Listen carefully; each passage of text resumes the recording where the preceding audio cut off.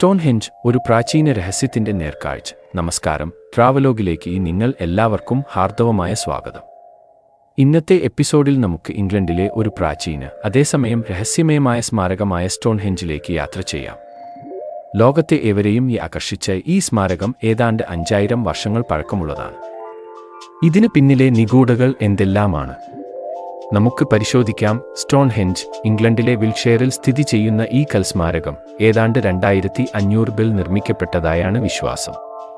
പ്രാചീന ബ്രിട്ടനിലെ നിയോലിതിക് സമൂഹങ്ങൾ തങ്ങളുടെ കഴിവോ ഭാവനയും ഉപയോഗിച്ച് നിർമ്മിച്ച ഈ സ്മാരകം ഇന്നും ലോകത്തെ പുരാവസ്തു ഗവേഷകരുടെ ശ്രദ്ധ ആകർഷിക്കുന്നു. കൽഭിത്തികളുടെ ഒരു വലിയ വൃത്തം, അവയ്ക്കു പുറത്തുള്ള ശിലാവാളങ്ങൾ, ആൾക്കാർ ഒരിക്കലും മറക്കാത്ത ഒരു മഹത്തരമായ സൃഷ്ടിയാണ് സ്റ്റോൺഹെഞ്ച്.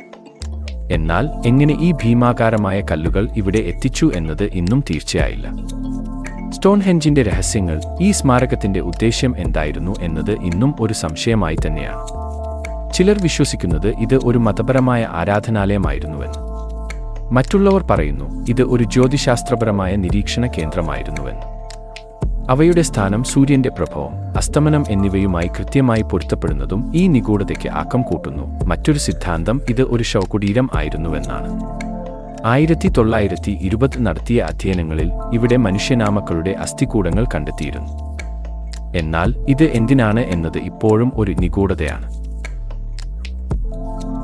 സ്റ്റോൺഹെഞ്ചിന്റെ നിർമ്മാണം തന്നെയാണ് ഏറ്റവും വലിയ സംശയവിഷയമായി തുടരുന്നത്.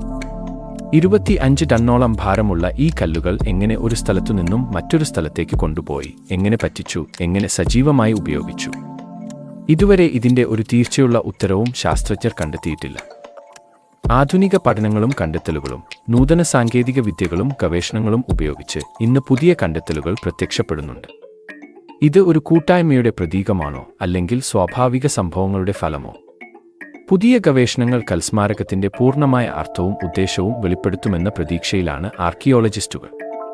സ്റ്റോൺഹെഞ്ച് ഒരു പ്രാചീന കാഴ്ചയുടെ അത്ഭുതമാണ്. മനുഷ്യൻ സൃഷ്ടിച്ച ഈ മഹത്തായ സ്മാരകം ഇന്നും നമ്മെ ആവേശത്തോടെ നോക്കിക്കാണുന്ന ഒരു പുണ്യഭൂമിയാണ്.